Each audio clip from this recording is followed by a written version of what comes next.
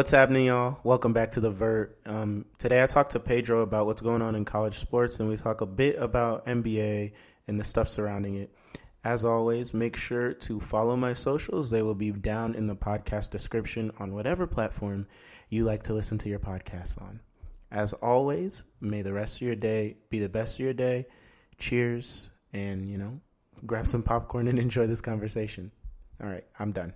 Talk to y'all later. So I'm here with Pedro again. We talked a couple weeks ago about transferring and just what goes into that. How are you doing today, Pedro? Doing good, man. Doing good. I need to eat my bowl of cereal and then I'll be straight. What type of cereal does Pedro eat on a Sunday morning? I usually eat like some Tricks or some Honey Bunches of Oats or something. No Captain Crunch? I got Captain Crunch, just not on Sunday. Is Captain Crunch a Monday cereal? Monday, Tuesday. So what's been going on? How are things looking? We see recently the NCAA has, been up in the air in terms of fall sports, which means that if they haven't figured out fall sports, winter sports aren't figured out yet. But if they keep pushing back fall sports, when do winter sports actually start? And yeah. How are things looking for you at Bellarmine? It's been good, man. It's been wild. We've been affected by the virus ourselves. Oh, really? So everyone was here, and like a weekend, one of the girls on the girls' team had it, but she didn't really know. She was feeling sick, but for whatever reason, she decided to still go out. Are you serious? Yeah. So and all the guys, about nine guys, and there's 14 guys on the team. So about 9 of them all went out and hung out with her, and hung out with her. So our coach found out, and she ended up testing positive. They did this over the weekend. She tested positive on that Monday. Monday or Tuesday, and he sent all of them home, and there was only 4 or 5 of us here working out. So we were here. Were you one of the? Did you get sent home? No. Pedro's not about the nightlife. No, man, that ain't for me, man. That ain't for me.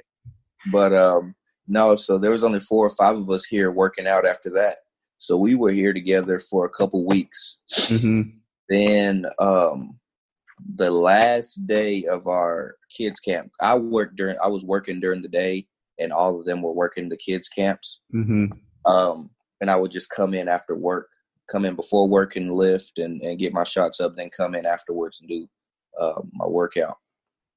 But the very last day, one of the players and one of the coaches both woke up feeling sick.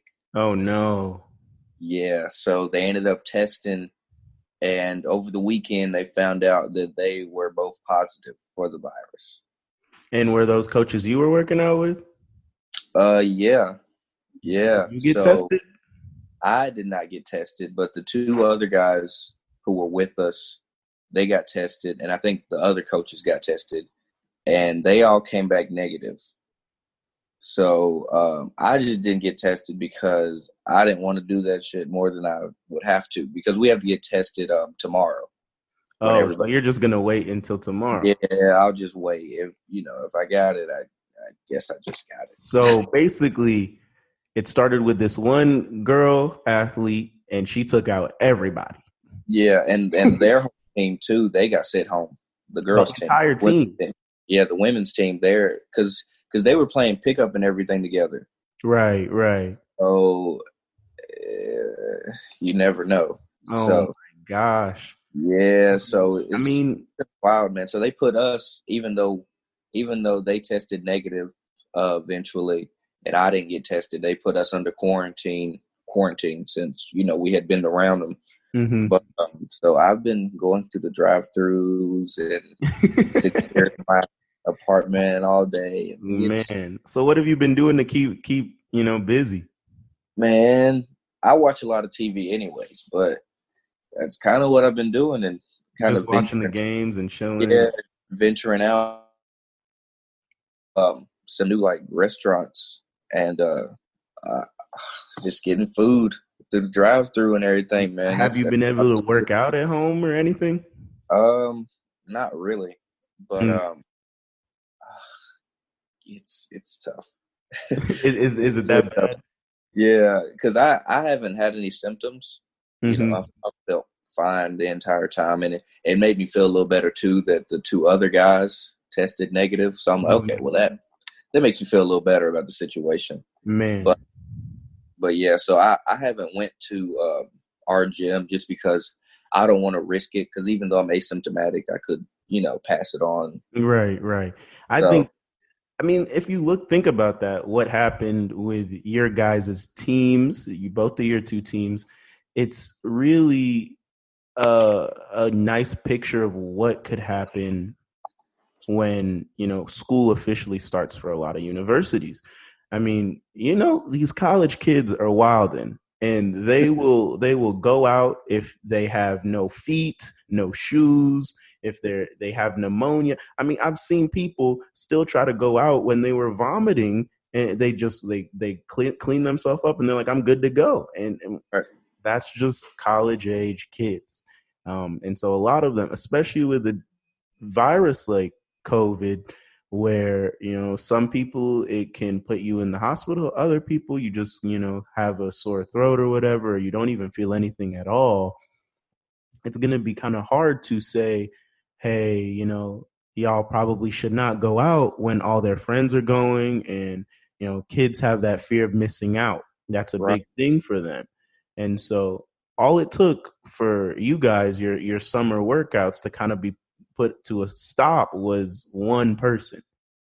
And the same thing can go for when school starts. These people that plan to live on campus, these people that plan to have a full semester acting like things are normal. All it takes is one student going out, getting it, coming back to their dorm or apartment, giving it to all their roommates. Their roommates go to class the next day, and it's a cascading events. And then if no school can happen, how can you then have college sports?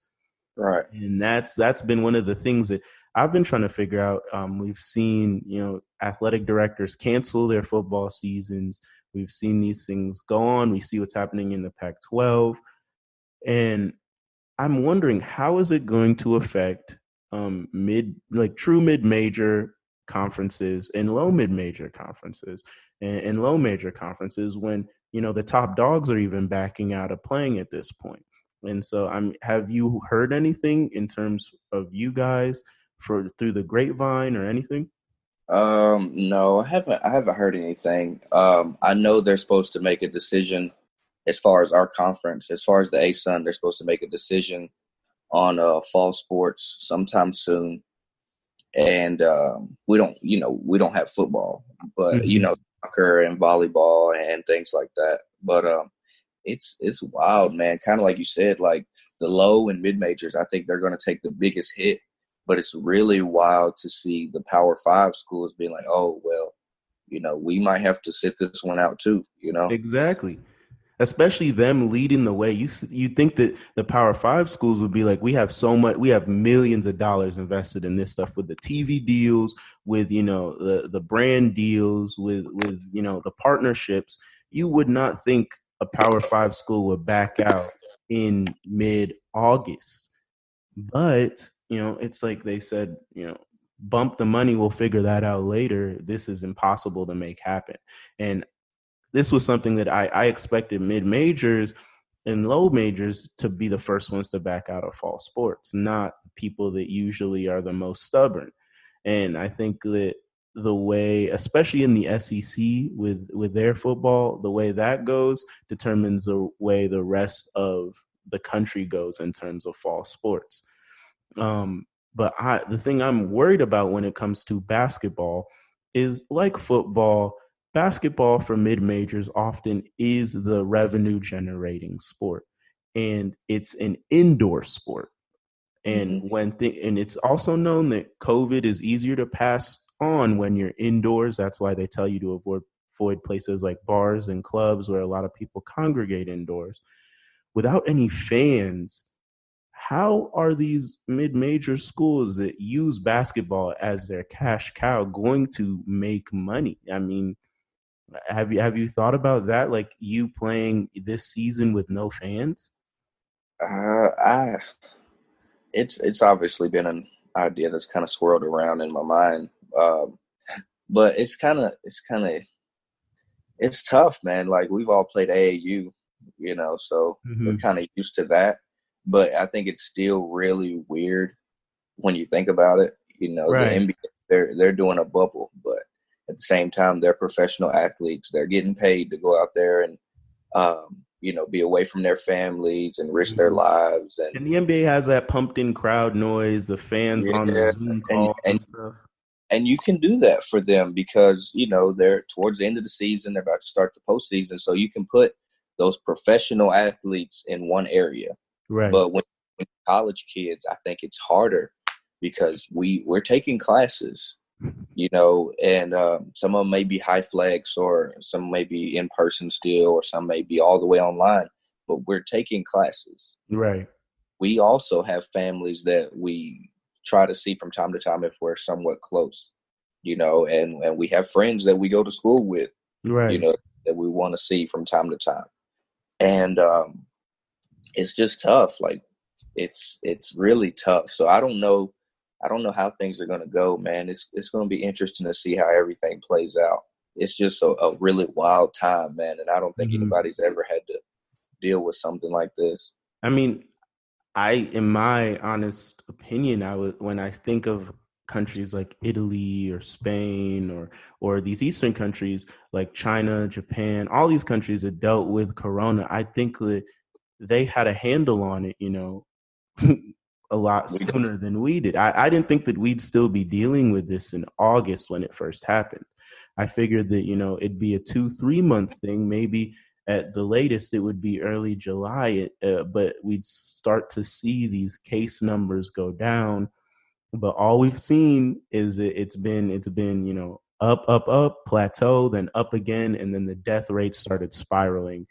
And I was hopeful because initially I was like, maybe people will pay attention to what health officials are saying. And, then somehow people manage to make it a political statement to pay attention to just health guidelines. Like, who would have right. thought that washing your hands and just like wearing a mask if you're going to be around people is a statement of your political freedoms or whatever. I mean, it's just, I don't want to get overly political on this podcast, but it's like these are the things that now people are complaining about, that, oh, we're not going to have college sports. And I'm like, well, if you guys would have wore a mask, if you guys would have washed your hands, if you guys would have stayed away from people, if you guys just avoided the bars for 2 months, you guys would have had your college football. You can't complain about not having college football. You can't complain about not having college sports this fall, or even if it goes into the winter, which I'm very scared because of flu season plus COVID. I mean, all bets are off at that point. But you guys can't complain about not having college sports, not being able to watch your favorite university play when you didn't do your part to help, and that's been the thing that's so frustrating, is that like you go on Twitter and you see every time there's like a headline of this school backed out, or this school's backed out, or this conference is thinking about canceling sports for this year and waiting until spring. And then under it's like, why don't you guys just, play through it, put them in a bubble, blah, blah, blah, blah. I'm like, for one, I don't think people recognize it. Like you said, you can't really put college kids in a bubble. And a scholarship isn't enough incentive to make them be away from their family, their friends, and all that stuff for 2, 3 months while they play a season. Like You're it's putting your ridiculous. lives at risk too, man, at the same time. Yeah, exactly.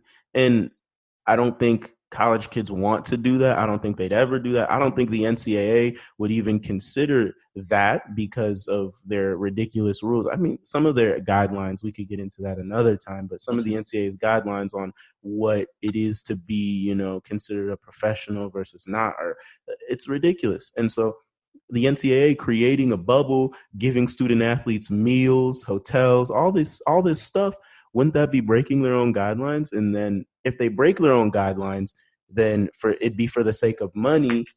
which means that at the end of the day, the student athlete was never the primary focus. It's always been about the money. Right. So I don't think the NCAA is going to be hypocritical. And we know that conferences are the ones that really make the decisions. The conference commissioners are the ones.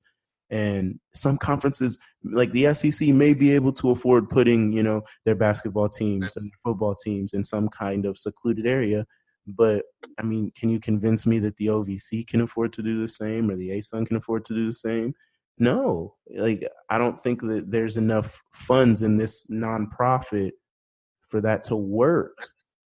And so these people that are like, why can't fall sports happen? Why can't college sports happen? Well, they could have happened if you guys just listened in March instead of made it this whole, oh, you guys are sheep for wanting to wear a mask or whatever. Like, I mean, Right.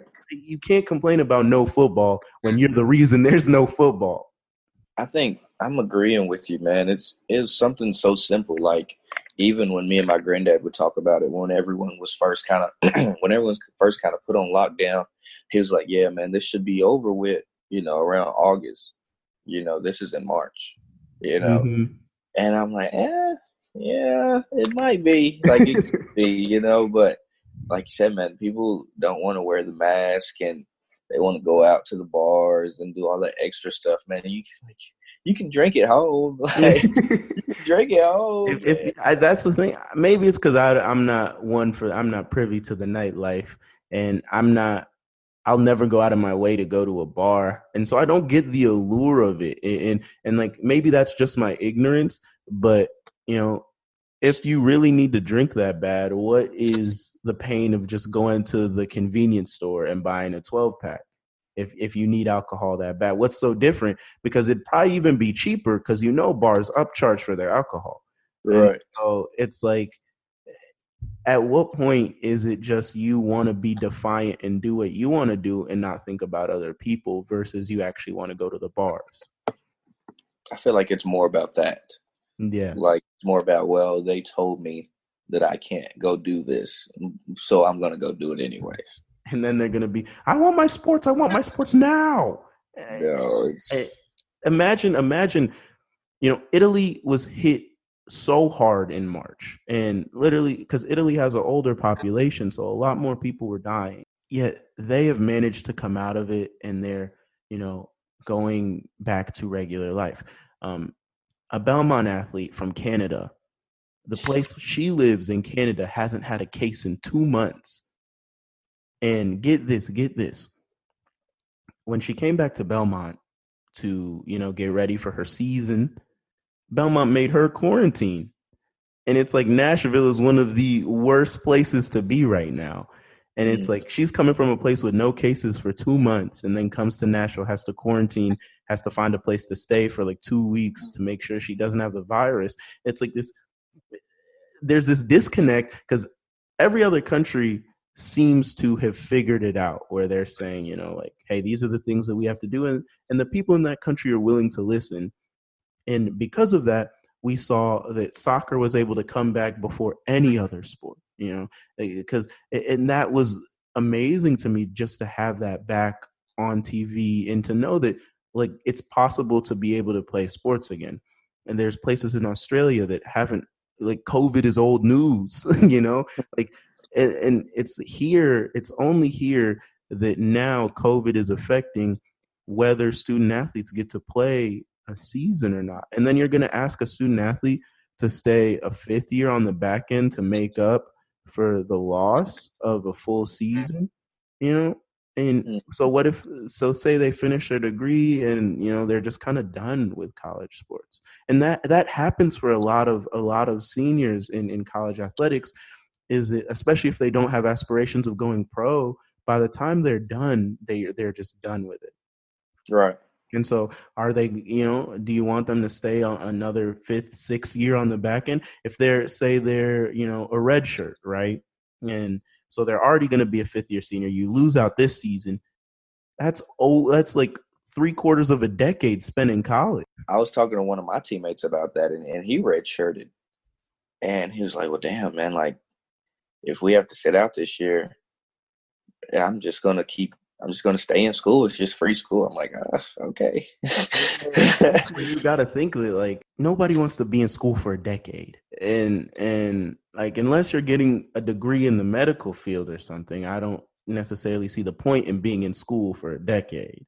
Right. But it's another thing. You're adding something that a lot of athletes have to think about, and I'm feeling for these senior athletes that like this football season was gonna be their like going out party type thing, and they might not have much football left. Like when you look at the numbers of players that make it to the NFL versus like they might not have a lot of football left in them. And football's a brutal game, so by the time you're a senior at university, like your body's pretty beat up, and it's like now you're asking them to just train for a whole year, stay in shape for, maybe next fall you'll be able to play. And even still, that's a maybe. That's hoping that we have a vaccine by then. And so say they wait till next fall and you still can't play in front of your family and friends because there'd be no fans allowed. And all these things have been flowing through my head about what happens to the people in terms of eligibility, in terms of all these things. And, I think that the NCAA would give a waiver if you're unable to play a full season. I think you just keep that year of eligibility, but that could affect a lot of people's life plans that they have. Right. No, that's true. And you got to think about, too, the freshmen that are coming in the next year. Right. If you got 4 seniors and they don't get to play this year, like basketball-wise, if you got 4 seniors, they don't get to play this year, well, damn, I got 4 freshmen that's supposed to be coming in. Mm-hmm. Right. Ain't no scholarships. So what happens?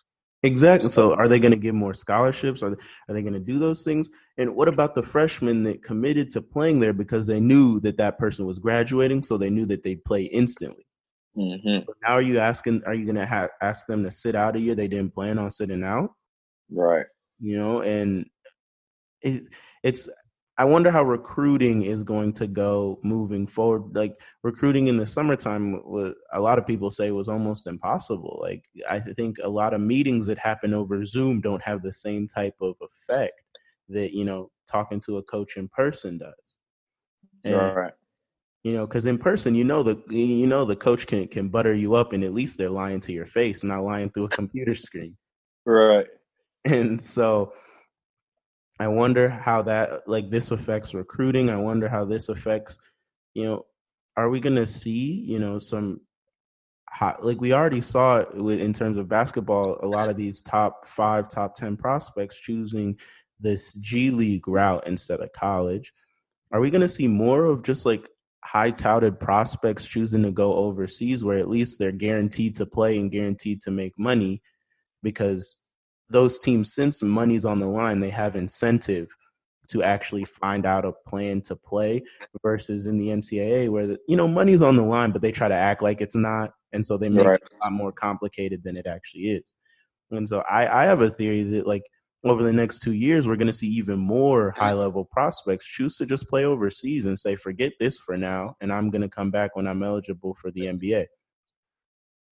I think so too. Like you said, it's a definite thing, and there's money there. Mm-hmm. So you're 19, 18, 19, whatever, 20, and you're gonna be making a few dollars and being able to A few. you know what I mean, man. You're gonna be able to put a little money back, splurge a little bit, give some to your family, do whatever you want to do with it, and you're still playing at the same time and getting ready, and you're still lifting and you're still working out. So now you can get ready for the NBA or G League if that's what you want. And if that don't work out, okay, well I can still stay over this way and still make money and still play Right, and exactly. really become a true professional. So right. I think that's an intriguing prospect for Definitely. a lot of guys. So um, I think that's what a lot would do. I'm not sure how some of these, like if Belmont, they like to say Belmont is a prototypical mid-major, right? So if some of these other mid-majors are in the same boat as Belmont, what happens? Like how do you, contextualize telling your team, guys that go there, a lot of them end up there because they didn't get courted by those bigger universities that they had dreams of being at. And so it's like, how do you then tell them, like, hey, like, take a year off, stay in shape, stay in shape. We're going to do this and that. But, knowing how I would think, what I'm thinking is that, like, oh, you say year off? All right, I'll take a couple months chilling. And then Right. when push comes to shove, I'll get myself in shape. Now, Exactly. and so are Exactly. we going to see more injuries next year? Because if these guys don't play competitive basketball for a while, in the sense of, and there's a big difference between pickup competitiveness and actual game intensity. And so it's like that game intensity, it does something different. You push your body that extra mile, you do those things. So are we going to now see more injuries on the back end? Because, I'm just judging off of my own nature. And maybe some guys are wired different. That's probably why they're, D1 athletes. But I also think it's human nature. When you say, like, hey, like, we're not going to play this season, people are going to start chilling, like, why do I have to get up and work for 8 hours, work out for like 6 hours if we're not going to play anyway? Like, I'll just Right. have a couple pickup runs in the afternoon for 2-3 hours and I'm chilling. No, for sure. And like you said, that's going to be a lot of people's mindsets. Hell, even my mindset. I'm not going to be getting up early, if I don't have to. I'm going to be napping. Right. I'm going for like you said, like a month or so. I'm going to be chilling because we're not playing. You know, Exactly. and then, but like you said, when it starts getting back to that time, okay, well now I'm finna start getting back into it. I'm finna start working Mm-hmm. out. I'm finna start doing this and that. But nobody's gonna be going 1,000 miles per hour every Right. single Right. day. So And so it's I'm gonna scared. Like, change the landscape. an uptick in injuries would be really detrimental, especially if it happens to, one of the, at a bigger university, the guys that ESPN and all these major networks are banking on to make them some money. Like, if it comes down to it, like a Zion type level hype athlete where everybody's so excited to watch them play, and then they get hurt because they haven't played in a year, Right. and we've seen some of that in the NBA's restart, and they just took 4 months off. Like, Jonathan Isaacs tore his ACL, and he was just making a normal basketball move. Like, that's what happens when the body goes from 0 to 100. Like, if you don't ease into it, and you just start playing, that's the type of stuff that can happen. And I'm scared for athletes are they gonna try to push for greater protection in terms of injuries and what the teams can do with their scholarships at that point? Because I think that if I were an athlete, that's something that I'd be pushing for. Is it, like, especially if your university doesn't have that, is just that, like, greater protection for me in case I get hurt. I don't want to get hurt because you guys couldn't figure it out, and then somebody's coming in to take my spot like that. Right. And It'd be so a messed up situation, man. It's a lot to figure out. I wonder what's going to happen, but college sports are a mess as always. And it's something I never realized that a lot of the guys in the NBA, they don't really care about ball like that. No, You it's know, very few. Like, it's funny because fans of the game, we talk about, championships and how this guy plays in a playoff series or this. What we forget dictates a lot of players' play. Like, where people talk about TJ, they've been talking about TJ Warren, and it's funny because, like, collective Twitter is just now figuring out TJ Warren is good, but I'm like, you guys just have not seen him play. Like, he could do this, like, right? people are acting surprised, and I'm like, no, it's just Pacers and Suns games weren't televised. Like, Exactly. everybody's like, when did TJ Warren get this good? I understand he's in a hot streak, but the dude can literally be a 20 to 25 point per game scorer. He was doing that back in college. Like, he is a bucket getter. And, like, everybody's just so surprised. But what people don't forget is that, TJ Warren and these guys that start hooping, a lot of times they have their best years when they're in contract years, because that's when the checks are up. And Mm-hmm. if you play well in a contract year, recency bias is a thing. So people will forget, if you had a 4-year deal and you're on the 4th year of your deal, if you suck for 2.5 years of that deal, but the last year and a half you were hooping, they'll be like, oh, this guy's an all-star. And then you get Right. your check and you go back to chilling. And True. like a lot of what happens in the NBA, we think is dictated just by how much players care. And it's like, no, money and agents kind of run everything, like there's very few players that outright just want to win championships. I think that group of players is much smaller than we actually think. And I think that group of players has a lot more role players and good players versus superstars. Right. I think there's in my mind there's like 3 or 4 superstars that I outright know just want to win. And in that group for me, it's LeBron. I know it's LeBron. It's I think KD desperately he wants to win bad, and I think that people kind of forget about that with the Golden State move. Mm-hmm. I think Russ desperately wants to win. That's 3. And honestly, after that, it becomes difficult because players say they want to win, but they don't go out there and play every single night like they do. Right. And with guys like, with Russ, especially James Harden, I'll put James Harden in that group. He has had some bad playoff runs. I think a lot of it's been exhaustion with how much he had to carry in Houston. Mm-hmm. But it's either players are too young where they're just trying to prove themselves, or superstars I'm talking about. It's either superstars are too young and they're just trying to prove how good they are, or they just want the checks. And like we kind of forget that. And I'm not harping on that. Like I do the same thing. Like if I'm that talented and I'm like, I know that basketball isn't my complete life and my legacy to myself and the NBA doesn't matter to me, then, I'd be a superstar that just cares about getting a max deal. And, people, I think that's how Carmelo Anthony thought. He was in New York. He was close to home, close to his kids. Everybody's like, why did Carmelo choose to go back to New York when he knew they'd suck? I'm like, 5 years, 150 million talks. Like it talks. And when it comes down to, oh, I want to win a championship, and people always like people that are fans will talk about, yeah, I'd sacrifice anything if I were in the NBA to win a championship. I'm like, when 100 million's on the table versus 50 million, you see the difference. Right.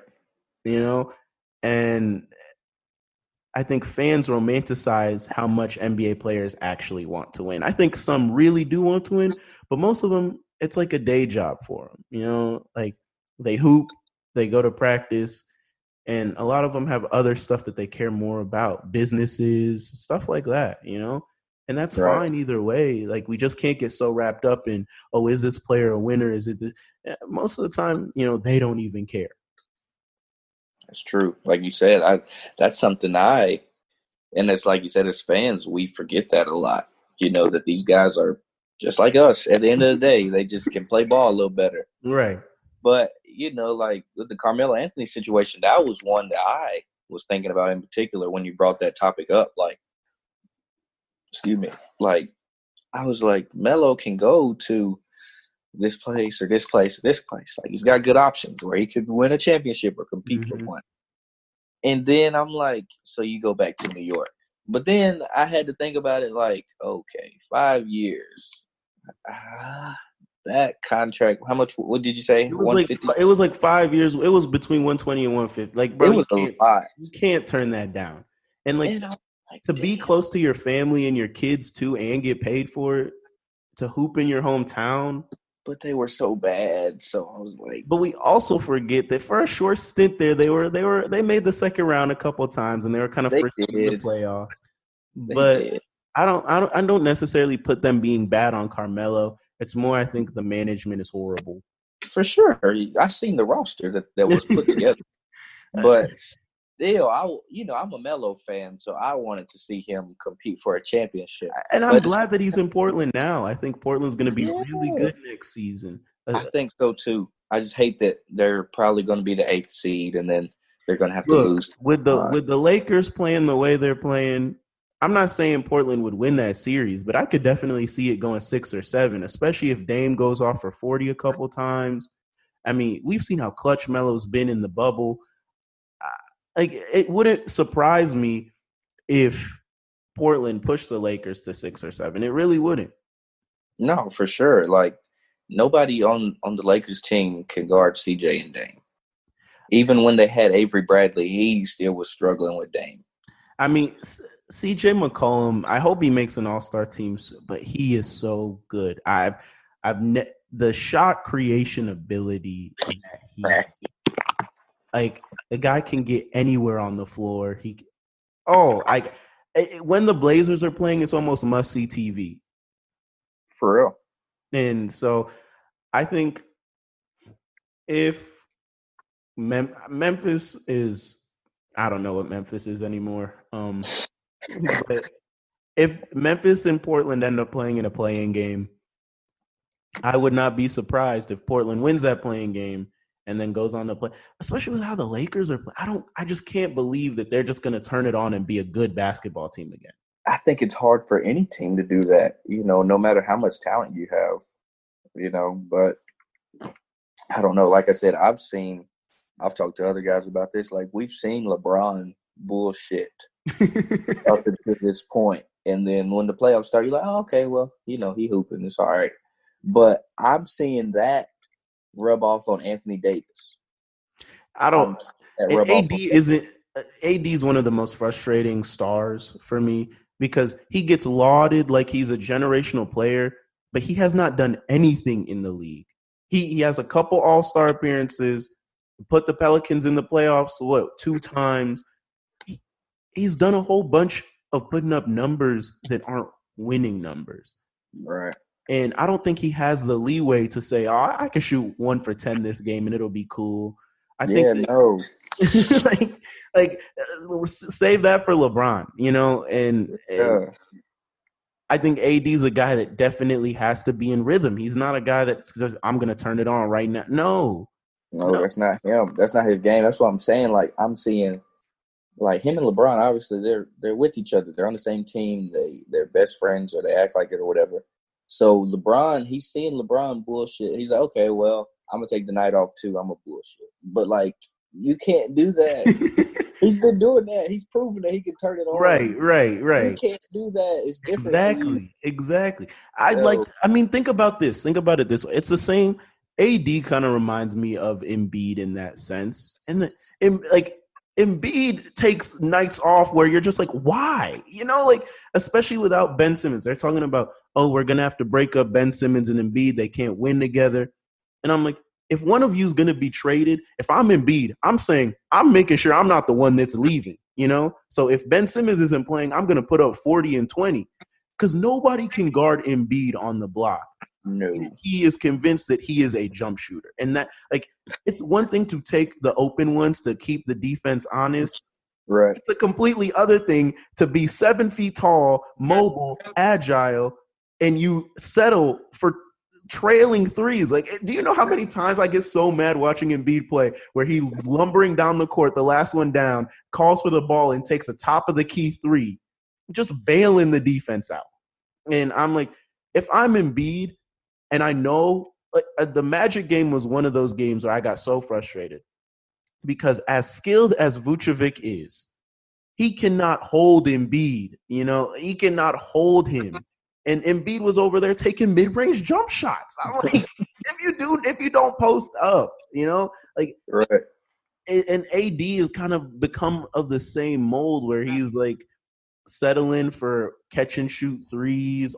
I'm like, nobody can guard you. Just get to the basket. Like, you could put 40 up on getting fouled and dunking the ball. Literally. And you're telling me all of a sudden in the playoffs you're going to be willing to do that when you haven't been doing it all season? Like you guys aren't LeBron. And I think what we're seeing are the players that have grown up watching LeBron, where it's like, oh, the regular season's just the regular season. I'm like, well, LeBron's LeBron, so he can, BS in the regular season and still somewhat look like an MVP candidate. You just suck right now. Yeah, I mean, simple as that. That's true. And I think also, I think it could be harder on LeBron as time goes on because he is getting older. So it's harder to flip that switch and be like, okay, well, now I'm going to go off, Exactly. And we saw the Thunder, my Thunder lost to the Grizzlies last game, but the game before the Grizzlies game, we saw LeBron try to turn it on in the third quarter against the Thunder, and it was not going. Like he just could not move the needle in the game. And for me, that was an interesting moment because it was late third quarter, headed into the fourth quarter. And usually that if LeBron wants to win, that's when all of a sudden, he scores like 10 straight or 8 straight, something like that. And he was trying to get to the rim, and the Thunder were walling him up. Lou Dort played great on-ball defense, and LeBron struggled against the guy he couldn't just toss around, And maybe that's him getting older, that he can't exactly jump over you or go through you like that anymore. His finishing isn't the same. Like, he's missing bunnies. I know. I mean, he'll get right to the rim and then miss the layup, and it's because he used to dunk those these guys anymore. Right. So it's different, man. And like I said, I hope, it's like old LeBron, like he can just turn it on when the playoffs start. But I'm saying, like, it's going to get tougher for him to do that. Exactly. It's like it's different to hoop for 5 hours a day when you haven't been hooping when you're 18 versus to not go from not hooping and then to hooping for 5 hours a day when you're 36. You feel it more, and LeBron, he's the best player of our generation, but he's also, I've noticed, starting to settle for a lot more jump shots, which could mean two things. He's either tired or he doesn't have that same first step to blow by his guy anymore. I mean, not just settling for taking bad jump shots. I mean, like pulling up from 40 feet for no reason, and I get that he's a showman and he likes to, do the whole look down. Oh, the ugliest move in NBA history. But like, those are bad jump shots for anybody, especially when nobody else has touched it on that position. Right. And unless you are Curry or Trae Young, I don't want you taking that shot. Yeah. And maybe it's a sign that like we've had a lot of signs LeBron's getting old. He can't finish, like you said, but the just random deep threes on key possessions baffle me, because old LeBron would have been like, that we're down by 1. This is a key possession. I'm just going to bully ball my way to the rim and either get fouled or score. And I mean, an interesting point was, I want to say it was in that third quarter where LeBron tried to post up Lou Dort and he was not moving. Like he was trying to back him down and he was not going. And it's like almost what's going on, because LeBron before the restart wasn't this bad either, though. It was like LeBron before the restart was playing with pace, was leading the league in assists. And then in the bubble, I saw like a graphic that TNT pulled up. He's averaging like 18 points on like 37% from the field. Yeah. It's tough for him to get started, man. Like, that's just a sign of him getting older. So I'm not ready for the NBA without LeBron, though. I wonder what they're gonna do. Like, if we're gonna talk, it'll be different. Is it crazy to think that I don't think Giannis can be the guy that carries the NBA storyline year in and year out? I don't think he plays to the media enough.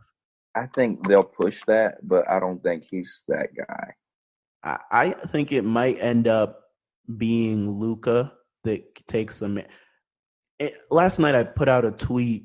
I said, am I crazy for saying that I'd rather have Luka if I'm starting a franchise over Giannis?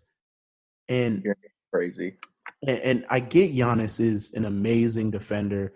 I get that. But when I was watching the Bucks play last night, and they struggled down the stretch, especially in overtime, to even get Giannis the ball. Since he's a non-shooter, he can't come down and run the offense because he's no threat to pull up. Like, right. If Giannis is going to take a pull up, please, by all means. Like, and I was watching, Giannis does not have many moves. Like, his move is just bully you and then try to dunk on you. Versus then you flip the end of the court, Luka, who's doing stop, start, go, hesitation, spin. I mean, the between the legs pass to Cleveland. And nice. I'm like, I get that what you get with Giannis is amazing defense, good passer, great rebounder. But I get that Giannis is averaging 30 points. but I don't think that he is an amazing scorer. Like his scoring isn't skillful. It's either transition or him just dunking on somebody. And it gives me real shades of prime Blake Griffin in that sense, as we saw what happened to Blake Griffin once he lost that level of athleticism. Like he went from being, wow, Blake Griffin's putting up 29 points, 8 rebounds, 5 is like amazing. And he's a great forward. And then all of a sudden he falls off a cliff. Well, yeah, because he's not as fast in transition. He's not jumping over people anymore. And so to some degree, I do agree with Harden when he says that Giannis's game does not really have any skill.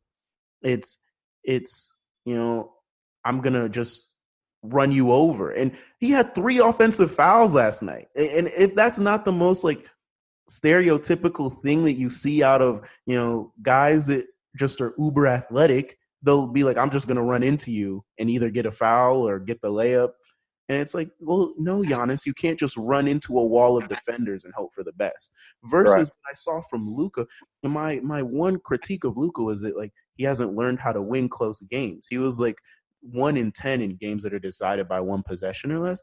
And last night, what I saw was like this next step in his development where he controlled the entire pace of the game on a court that had Giannis Antetokounmpo on it. And I'm like, I'd rather have Luka, a guy that can shoot the ball from 30 feet, but also lead your team in assists and lead your team in rebounds. Like he gives me shades of a more efficient James Harden in that sense. It's like he's bigger, and he's bigger. He controls the complete pace of the game. Like Giannis could not control the pace of the game for a guy that's going to be a 2-time MVP and a Defensive Player of the Year this year. And I'm like, Giannis is an amazing player. He's a top 3 NBA player this season. But I'd take, if I'm starting a franchise, Luka at 21 versus what Giannis was at 21, and even like how he's competing with Giannis now, like. And the big thing for me last night was just the Bucks. When push comes to shove, they're drawing up a play for George Hill. Like when they needed a big time 3, George Hill was getting the action because Giannis couldn't shoot. And I'm thinking of these all time. You think Kobe or LeBron is letting George Hill get the big play down the stretch? But Giannis just doesn't have any ISO moves. If he doesn't get that first step, he has no counter move. He has no, like what's his mid-range game? His pull-up 3 isn't there. And I think that's the most important shot in today's game is that pull-up 3. Because when the defense is on their heels in transition, they're expecting you to go to the rim every time. But if you can just stop on a dime pull, you saw how it took Kemba Walker's game to the next level. You saw what Damian Lillard is a prime example. Teams can't guard him because he can just stop on a dime and pull up from anywhere. And Giannis's game, he's I don't know, like I'd just rather have Luka. Is that a fair assessment? I think so. I think Luka and they both do a lot for their teams as far as rebounding and assists but like you said, Luka just controls the entire game. He just controls the pace and the tempo and everything, man. It's just different. And, he can shoot it. So he keeps honest always. You can't sag off of Luka. Exactly. And maybe what I'm saying is that Giannis is easier to guard than Luka. I think it's easier to game plan for Giannis because what we saw the Mavs do last night, every time in transition, they committed 3 defenders to Giannis. They weren't going to let him just bully his way into the paint. And that's what's going to happen in a 7-game series in the Eastern Conference Finals, whether it's against Toronto or Boston or whoever the Bucks end up playing. Teams are going to wall up Giannis. They're not going to let him just run in transition and dunk. You're going to see 3 to 4 guys committing to the ball every time Giannis touches it.